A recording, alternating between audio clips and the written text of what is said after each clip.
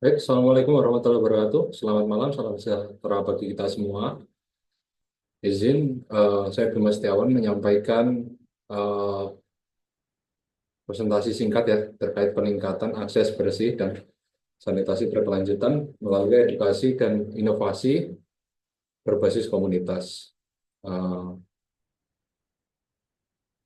Lanjut,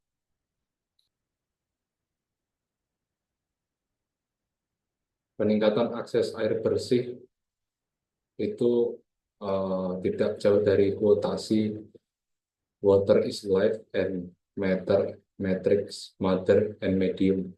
There is no life without water. Karena begitu pentingnya sumber daya air bersih ya untuk kehidupan dan kemajuan suatu bangsa.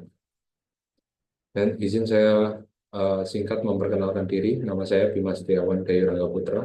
Saya berumur 30 tahun. Saat sekarang bekerja di PT PLN UP2 di Kalimantan Barat sebagai perencanaan, evaluasi, pemeliharaan, dan operasi jaringan distribusi 20 kilovolt. Izin melanjutkan materi yang sebelumnya eh, kita bahas di tugas kelompok.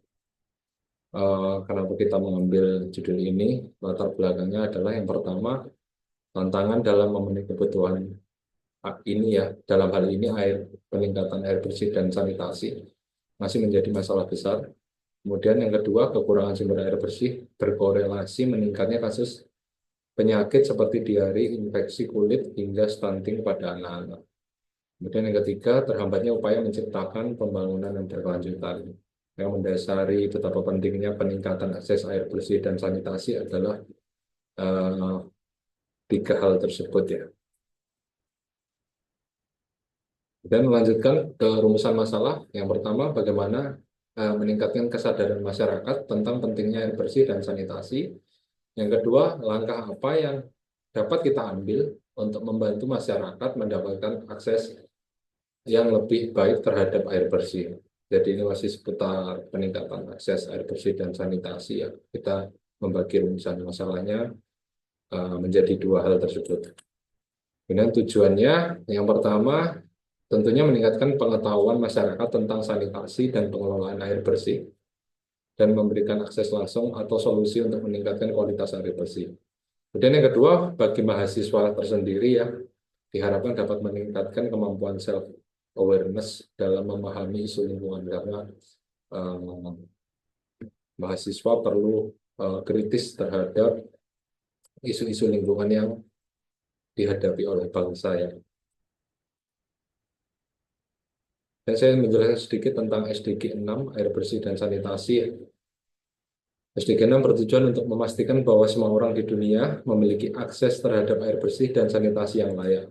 Menurut United Nations, tujuan ini mengajak semua negara untuk memastikan ketersediaan air bersih dan pengelolaan air yang berkelanjutan.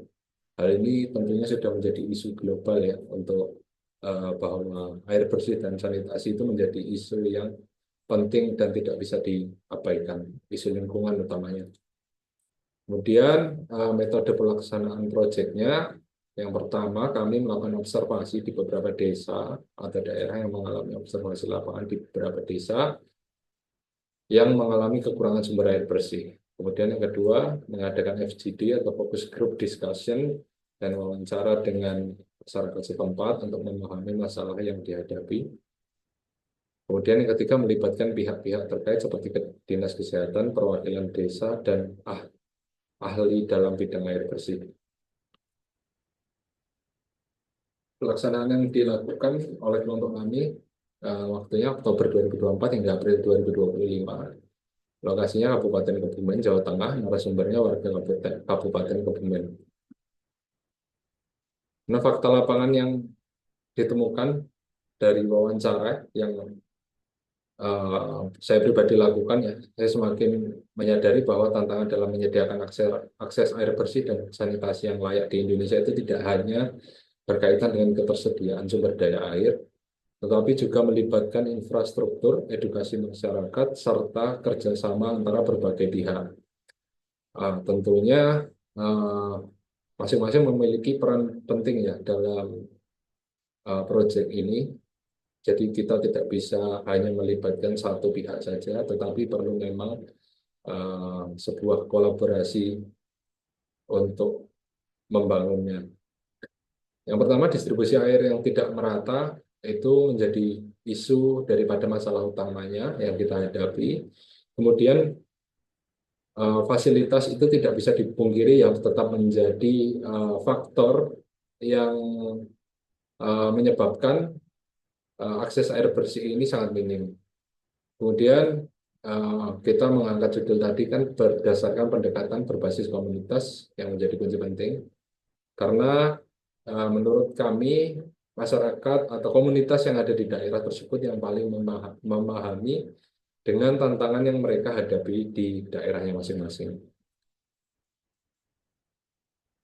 Kemudian refleksi pribadi diri saya terkait dengan isu yang kita bahas atau topik yang kita bahas. Wawancara ini membuka wawasan saya mengenai bagaimana teknologi inovatif dapat memainkan peran penting dalam mengatasi masalah ini. Teknologi seperti sistem penyaringan air berbasis energi terbarukan atau pemantauan kualitas air dengan menggunakan Internet of Things dapat membantu meningkatkan efisiensi dan distribusi dan pengelolaan air bersih. Namun tanpa edukasi yang memadai, teknologi ini tidak akan optimal. Oleh karena itu, edukasi kepada masyarakat mengenai pentingnya air bersih dan perilaku sanitasi yang baik perlu menjadi aspek yang tidak kalah penting. Refleksi ini membuat saya lebih menghargai pentingnya kolaborasi antara pemerintah, LSM, sektor swasta, dan masyarakat dalam memastikan setiap individu di Indonesia memiliki akses terhadap air bersih dan sanitasi yang layak. Dengan kerjasama yang baik serta inovasi yang tepat, saya optimis bahwa tujuan SDG 6 ini dapat tercapai di masa mendatang. Kesimpulan dari proyek yang kita kerjakan adalah penelitian dan wawancara ditemukan bahwa salah satu tantangan utama dalam penyediaan air bersih adalah infrastruktur yang belum merata, pencemaran sumber air, serta kurangnya kesadaran masyarakat tentang sanitasi yang baik. Kita melihat di berbagai daerah ya, utamanya mungkin di sosmed kita masih memiliki gambaran tentang bagaimana perilaku masyarakat dan bagaimana upaya pemerintah dalam menangani isu-isu tentang lingkungan, khususnya penyediaan air bersih. Sementara di berbagai daerah masih banyak kurangnya kesadaran dari hal kecil, contohnya membuang sampah di perairan masih sangat banyak sekali terjadi di berbagai daerah.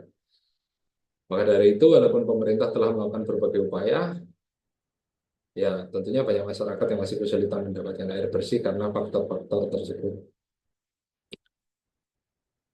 Dan saran dari penulis, yang pertama, peningkatan infrastruktur pemerintah dan sektor swasta perlu berkolaborasi dalam pengembangan infrastruktur air bersih yang lebih merata, terutamanya di daerah 3T, ya, daerah tertinggal terpencil.